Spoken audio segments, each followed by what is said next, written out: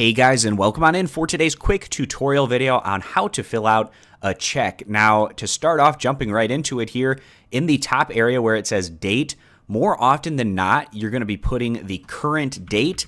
Now, there is a caveat to this. For example, if you want the person or company that you're writing this check to not cash it until a future point in time, then you can put a future date. But again, like I said, more often than not, you're just going to be using the current date. Now, in the pay to the order of, this is where you write the first and last name of the person that you're going to make this check out to, or the name of the company. Now, for this example, I'm going to pretend like I'm writing a check to my utility company, and I'm just going to use the name the electric company for my electric company. Now, again, you're going to actually write the name of the company in your particular situation, or the first and last name of the person that you're writing the check out to.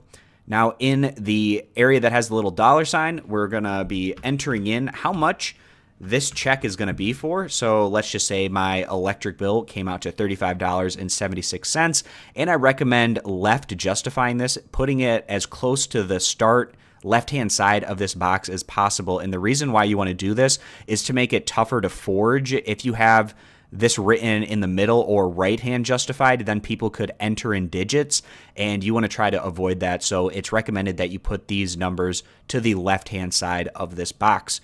Now, in the area below where it says pay to the order of, this is where we're going to hand write in the amount of the check, which is $35.76 out of 100. And then again, another anti-forgery measure that we're going to be using is just drawing a line from the end of what we just wrote to the end of this particular area, again, to make it harder for people to enter in their own amount if they were to try to forge this check. All right, and then in the bottom two boxes are going to be the for section, which is going to be what this check is actually going to be used for. And for me, this is going to be for utilities. You can leave this area blank, but it is a good idea and a good habit just to write in whatever the check is going to be cashed for and what you're using it for. And then in the final box, you are going to write in your name using your signature. So I'm going to change my font to something that looks a little bit more like cursive. Let's see if I can find something here. All right, I'm going to use this one.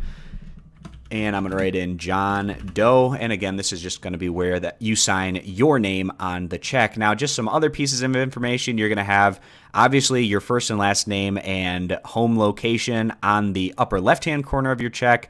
The bottom numbers, the first 9 are going to be the routing numbers for your bank.